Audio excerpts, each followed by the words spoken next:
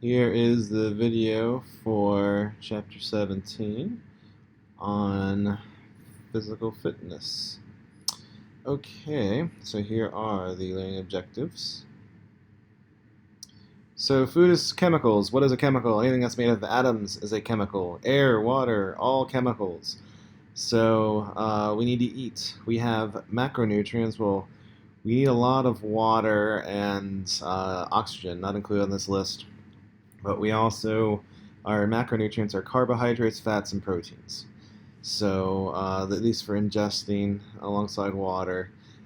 We also need small amounts of organic molecules called vitamins and some elements called minerals. And we also need fiber to help us digest food. But fiber is also a carbohydrate. Okay, so this is what the USDA recommends for how big of portion size, and nutrition and athletics. So this is what creatine does. Creatine, however you want to pronounce it. But creatine is released when the muscles contract against resistance, and it stimulates the production of myosin, and then that myosin builds muscle tissue. So that's why some people take creatine.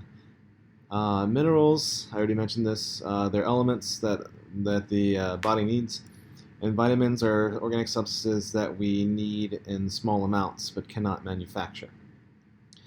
So dietary minerals, we need these. We have the bulk structural materials, and they make up almost all of the atoms in the body. But then we have some trace amounts.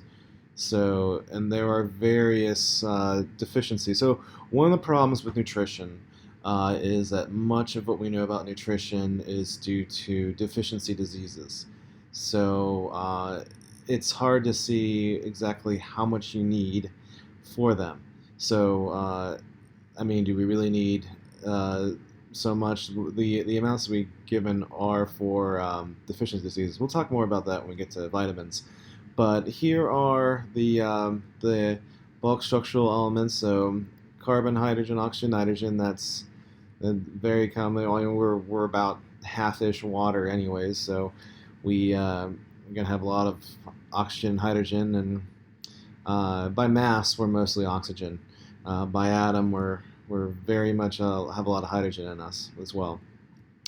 Carbon makes up the backbone for the proteins, as does nitrogen is in a smaller amount present, but phosphorus, you see phosphorus in our in phosphates in our DNA, also in our bones and teeth. Sulfur is in the proteins. Trace elements, we need quite a bit of iron. We use that in our blood. Copper and zinc as well. And then we have oh, I forgot the macronutrients. We need a lot of these here for bones and electrolytes in our blood, and for nerve cells, function of nerve cells, various things. And continued, we need all of these. Fluorine is something maybe not necessarily we need. We artificially include that in our teeth. We don't necessarily need it per se. But it does make teeth and enamel harder. Okay, and this is what they recommend for these various things, these various elements, the minerals. And again, this is much of this is shown because of deficiency diseases. So deficiency diseases, and you don't necessarily need to ingest the fluoride. Ingesting fluoride is more important for developing children as their teeth are developing, because that way the fluoride gets into the enamel. And you don't have to worry about too much in your bones. Your body breaks down your bones quite a bit. Your bones are pretty much, I mean, they're structural for us, but they're also a metal store for us. So we will break down our bones quite a bit throughout our lifetime. Okay, and vitamins, these cause vitamins are organic molecules. So organic means carbon containing, and lack of these can cause certain deficiencies. So, for instance, you can see here, lack of vitamin D can cause a condition called rickets, and that person there has very bendy bones. She's being stressed by her own weight, and pellagra, due to vitamin B deficiencies, can cause lesions in the skin. So here we go. Let's briefly go through some of these. Vitamin A, and it's. I also wanted to distinguish between a vitamin and a provitamin. So a provitamin is something our body can turn into that vitamin. Beta carotene, that is the provitamine of vitamin A. So we can take beta carotene and turn into vitamin A. Vitamin A is actually kind of toxic. You can get a toxic dose of it. So one of the best sources of vitamin A, pure retinol, is polar bear liver. But they always throw away the polar bear liver. The Native Americans up in Canada, they would always throw away the liver upon killing a polar bear, because you would get a toxic dose of retinol and you could die from eating polar bear liver. On the other hand, beta carotene is completely non-toxic. You can take all you want. You can take so much that your skin turns orange, and it won't be toxic to you. Kind of crazy. But anyways, what the most common deficiency disease for vitamin A is night blindness. You can see blindness in children. Vitamin D calciferol. Okay, let's see. We get mushrooms, and we can actually make this. And we can make it from cholesterol and UVB radiation. So this is one of the few that we can make via in this case, photosynthesis. It makes bendy bones, so rickets. Vitamin E. Vitamin E is an antioxidant, and I should say vitamin D helps us with our structure of our bones. Vitamin A is an antioxidant that our eyes use. Vitamin E is a lipophilic, so fat-loving, non-polar antioxidant, and it can cause various things: sterility, muscular dystrophy with extreme lack. Vitamin K, this allows blood to coagulate. So lack of vitamin K causes hemorrhage. Vitamin K is one that's dangerous, so it's pretty difficult to get an overdose in vitamin K. Oh, I'm sorry, vitamin A, vitamin D. Well, vitamin A, unless you eat a polar bear liver. D's and E's, it's hard to get a lethal dose of those. Vitamin K, on the other hand, if you take a large amount of vitamin K, that'll turn your blood into like cake batter. It will cause an extreme drop in blood pressure. So it would be a good way to kill yourself, either intentionally or accidentally. So because of that, vitamin K is not found in appreciable amounts in vitamins, and it's actually only available on its own by prescription. Although if a patient is hemorrhaging, the treatment for hemorrhaging is vitamin K. So that is one thing that you get. Also, infants tend to get injected with vitamin K as well, because they don't absorb vitamin K very well, and they're susceptible to a rapid death from hemorrhage. So other vitamins. So these are water soluble.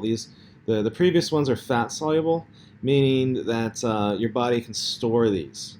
So your body can store these vitamins. You do not necessarily need to get them every day. Water-soluble ones, though, on the other hand, you need to have this every day. Do I have the one that's fat-soluble? Here's the water-soluble ones. So here's the different B vitamins. B vitamins are water-soluble. And so thiamine, that's where you get it in cereal grains. This can result in muscle paralysis. Riboflavin B2, lack of this causes dermatitis. Dermatitis means inflamed skin. So niacin B3, you can get skin lesions. That was the picture that was shown before. B6, Uh, Dermatitis, again, apathy, irritability, and increased susceptibility to infections. So, and moving on, folic acid can cause anemias. Same thing with B12, and also can be found in anemia. Then you have ascorbic acid. This is vitamin C. Vitamin C is our primary antioxidant. So, and ascorbic acid it's a common name. It means anti-scurvy acid. So if you take this acid, you won't get scurvy. And This was figured out by the British.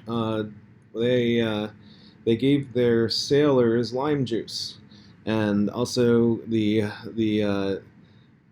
quasi derogatory term for British is a limey.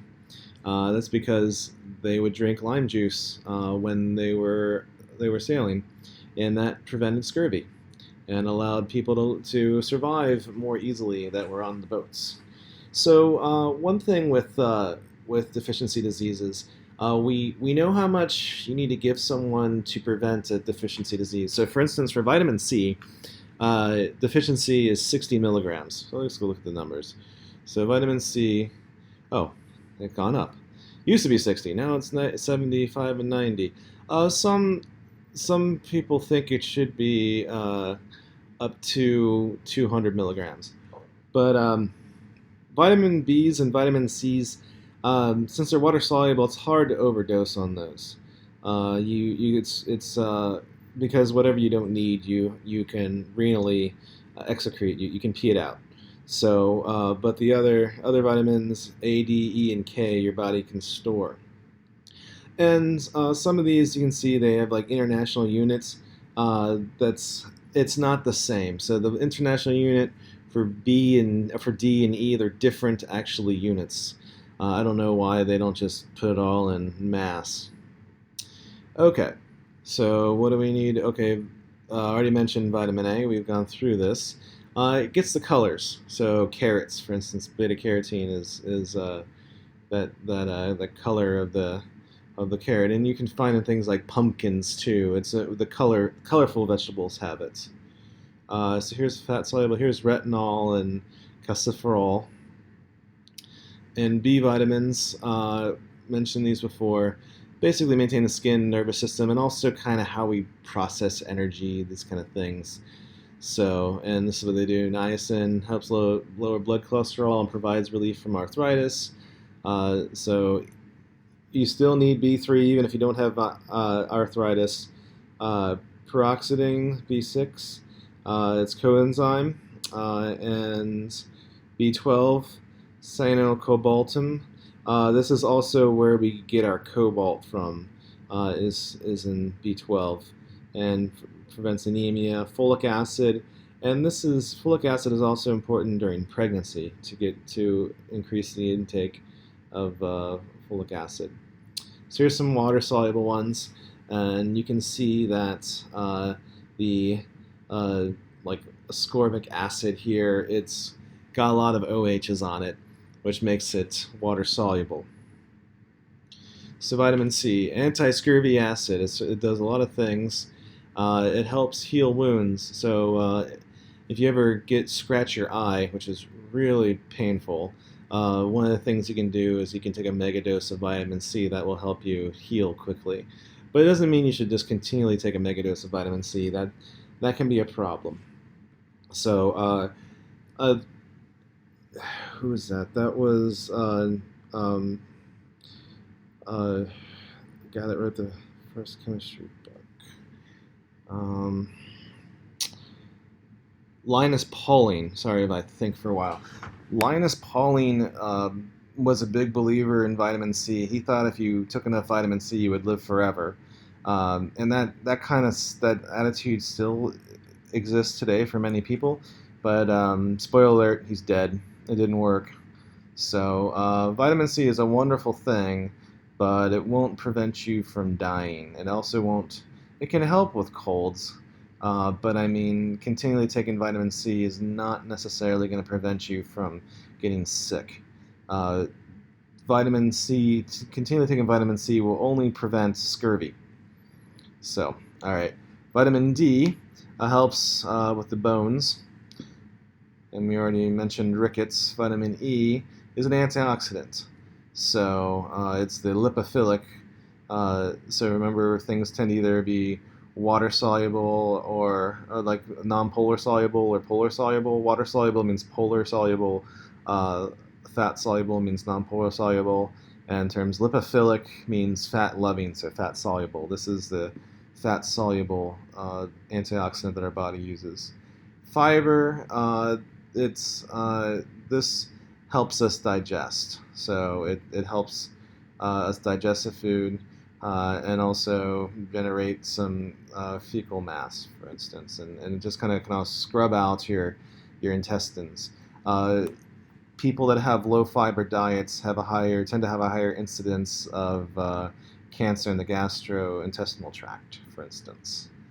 Electrolytes, these are something that plants crave. Just joking. If you've ever seen the movie Idiocracy, you'll get the joke. I keep on saying that. It's a funny movie. Anyways, electrolytes form ion solution to conduct electricity.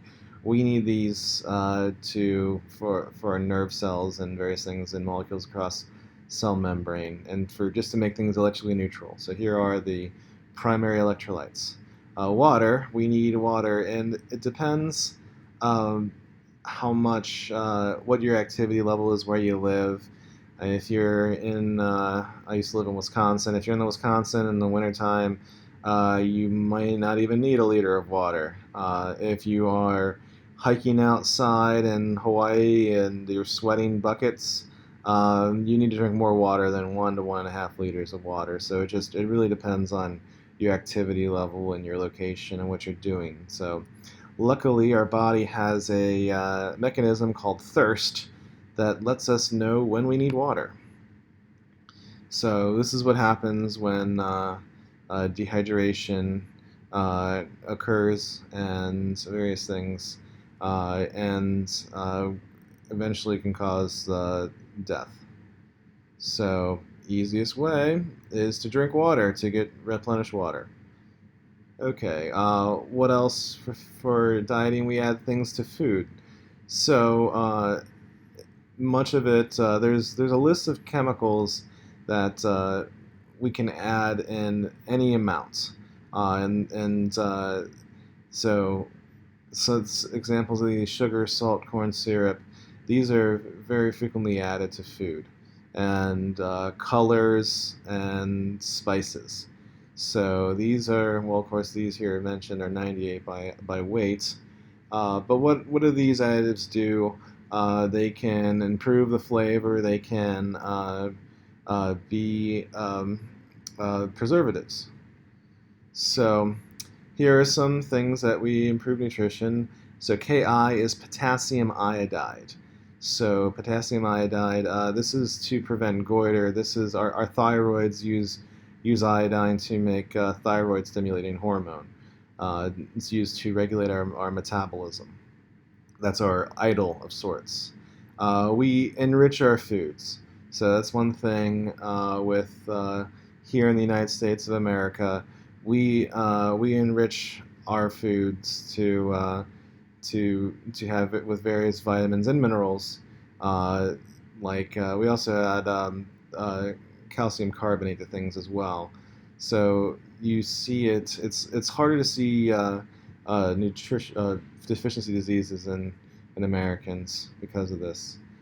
So we have some flavoring agents. Some of them we talked about before, but these are all aldehydes. Okay, so the esters from organic chemistry, you can also add. Oh, there is an ester there. The methyl anthralenate. That's an ester.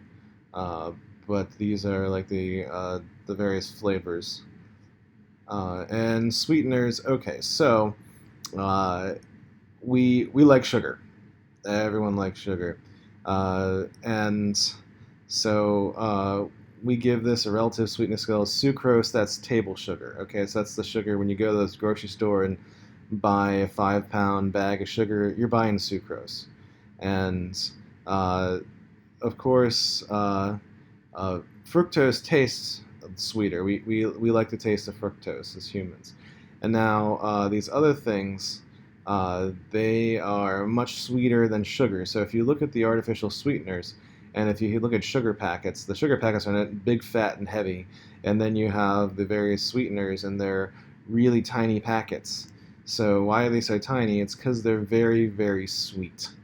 They're very, very sweet, and at least we interpret them as being sweet. So we can add these to foods to sweeten them. And here are some of them here. Uh, do they have saccharin on this list? It's on the, oh yeah, there it is, sodium saccharin on the bottom. The saccharin was discovered in the University of Dayton in Ohio. That's where I got my undergraduate degree. I know this story. The person that was working on it, he was eating a sandwich in his lab, and he was making saccharin, and he got some of the saccharin on his sandwich, and he's eating the sandwich. The sandwich tasted sweet, and they go, oh, maybe I could use this as a food additive. I'm very glad he wasn't working with sodium arsenate that day. He might have had a different experience, but still, generally speaking, you should not eat in the lab. Although this time it turned out to be a discovery. There's a few accidental discoveries. We talked about the vulcanization of rubber. That was an accidental discovery. Saccharin is an accidental discovery as well. Okay, flavor enhancers. A very popular one is monosodium glutamate. This is the salt of glutamic acid. That's an amino acid. So it is found naturally in foods. So this is something like to have something you'll see them like at some restaurants they'll say no added MSG. They have to say no added MSG because it is already naturally there. But it can be added because it gives the umami flavor, the meaty flavor to things. So it can be used as a flavor enhancer. Also, spoilage inhibitors, so preservatives, prevent things like yeast and molds and bacteria growing on it. So for instance, benzoic acid, a very common sodium benzoate, is a very common preservative, for instance, and you can see here. Also, salt. One of the old-fashioned way of doing things, you don't necessarily do this. You can smoke foods, you can salt foods. That will also preserve them. Sodium nitrite. This is used to cure meat. That pink color. The pink color you see in like bologna and hot dogs and that kind of stuff is from sodium nitrite. This is also a mutagen. So this is a problem because it's a mutagen, so it can cause mutation to DNAs and also is in fact a carcinogen, as you can see right here. So be careful not to eat too much of these. Antioxidants.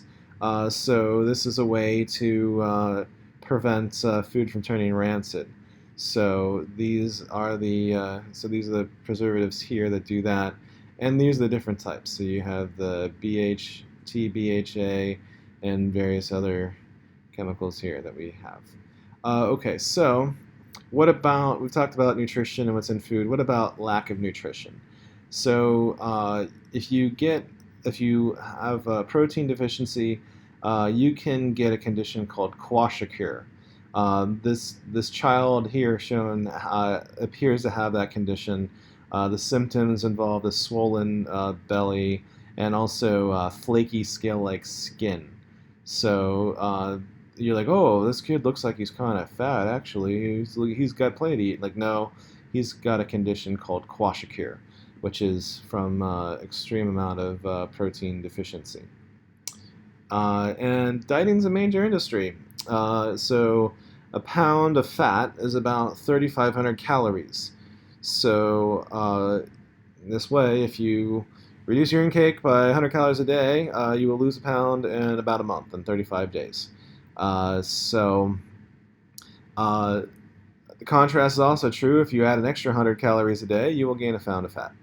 Very low calorie diets, you can induce deficiencies in yourself. So be very careful with that. And there's a couple of these the biochemistry of hunger. So ghrelin is a stimulant that is in the stomach. And PYY is an appetite suppressant. So also the the stimulant hormone is much more common, and when you're cold.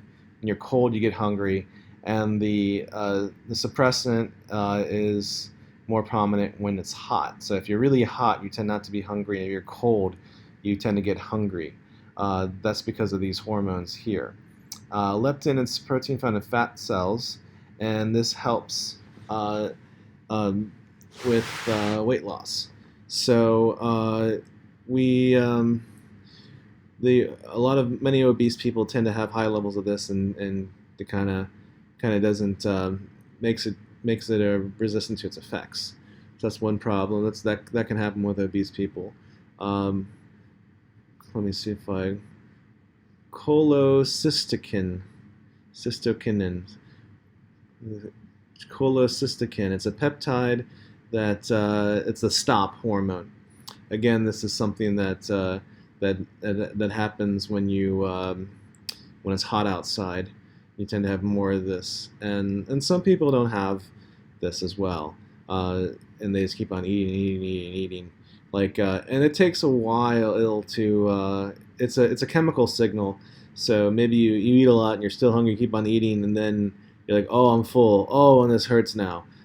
Eating more slowly can help you satisfy your hunger. So another thing here. So quick weight loss diets. This is a lot of it is so quack. Um, One of it is a lot of when you decrease your caloric intake, your body will start to burn its glycogen.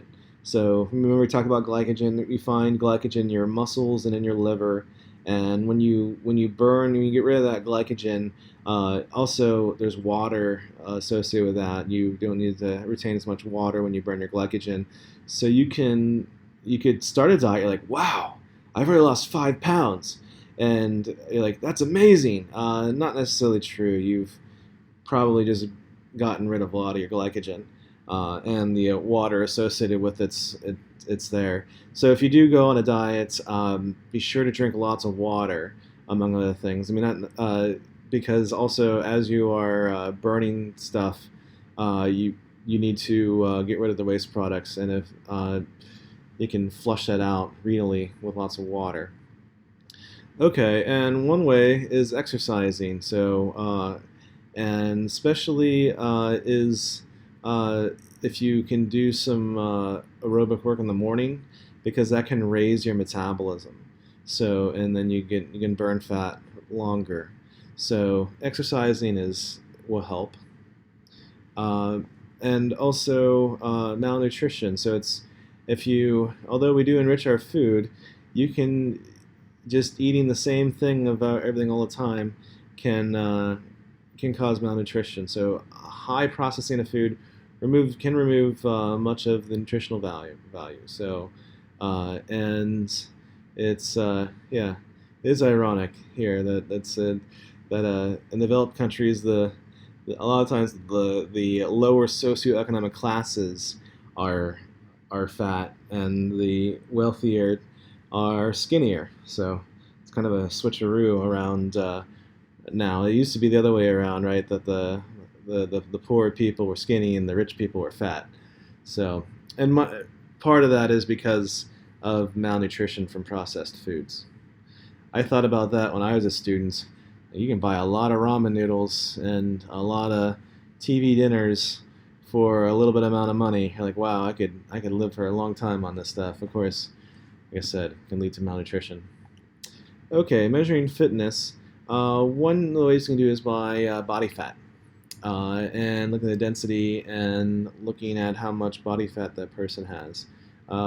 You don't necessarily have to be submerged in water to do this. That's a very advanced test.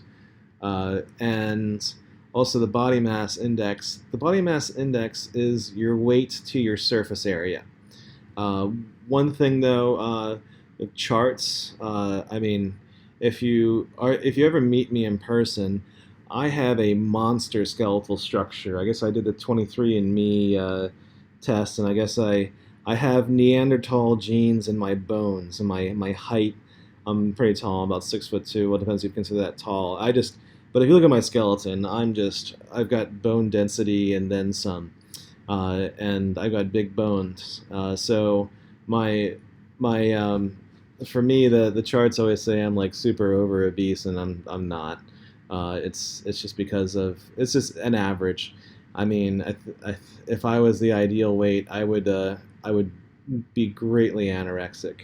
So do take some of these with a grain of salt, as they say, because and look at your own uh, individualize what you do, what your body's like for that. But this is true for BMI. Body mass index is in fact your weight divided by your surface area, and but it's based off of charts though, so it doesn't necessarily mean that. Okay, and volume of oxygen max. This is how much oxygen someone can use in 1 minute per kilogram of body weight. So this is how you calculate this, like this. And these are tools to measure, and these are also based off of averages. Remember that. And uh, also, let's talk about muscles. We have about 600 muscles, and in general, the exercise makes them larger, more flexible, and efficient. And also, blood pressure goes down.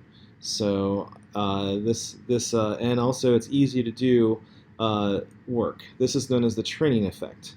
And when I'm out of shape, I can feel it. I like being in good shape. Okay, and two proteins that act in muscle contraction, actin and myosin, and together they form actomyosin. And um, this is the it's used well the potential stored energy of ATP, adenosine triphosphate. This is ATP is like a spring. Okay, so and ATP can turn to ADP and AMP. ADP is diphosphate, adenosine diphosphate. AMP is adenosine monophosphate. So the ATP acts as a spring, and also the mitochondria in our cells burns glucose and forms ATP from AMP and ADP.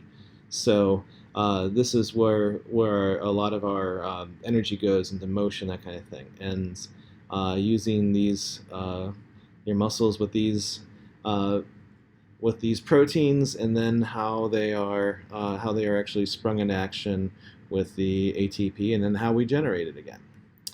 Okay, so a couple things, and we can consume it very quickly. ATP, the ATP can be consumed very quickly, and so we do have some glycogen right there in our muscles. And with aerobic conditions, the glycogen is converted to pyruvic acid, which is burned, and we can get energy that way. And we use oxygen to do it. And then anaerobic exercise, when we're really pushing ourselves, or if something's too fast, we can convert the pyruvic acid to lactic acid.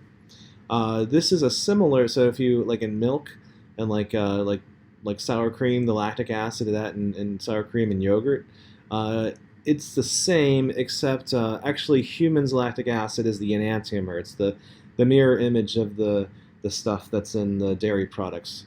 Interestingly enough, one of the few times that life has shown to have some inconsistencies. But this lactic acid, this is the burn. Like if you're, I like to lift weights, and if I'm doing like the bench press and I'm on rep 9 or 10, I can feel the burn in my muscles. That's from the lactic acid. Or if you're running and you can feel the burn in your quads, for instance. Okay, so different types of muscles. The slow twitch fibers. These tend to be the more aerobic ones. So the slow twitch and then the fast twitch fibers. We can generate ATP rapidly. These are more suited for quick motions. So things like sprinting and lifting weights. This is the fast twitch fibers, and the slow fibers. This is more for moderate work, jogging, walking, these kind of things. So this is how we categorize them.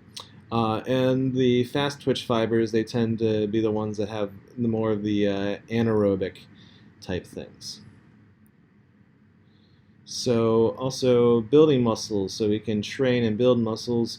Endurance, endurance can form can increase myoglobin levels, but it does not necessarily contribute to muscle mass. So the slow twitch fiber, so jogging, the aerobic activities like that, tends to favor more type 1, and then weight training and just anything that uses like sprinting, for instance, can also do this. The type 2B, the fast twitch muscle fibers. So I like lifting weights, though. I think it's a lot of fun. Okay, and we are done with this slide right now, or this show right now. So.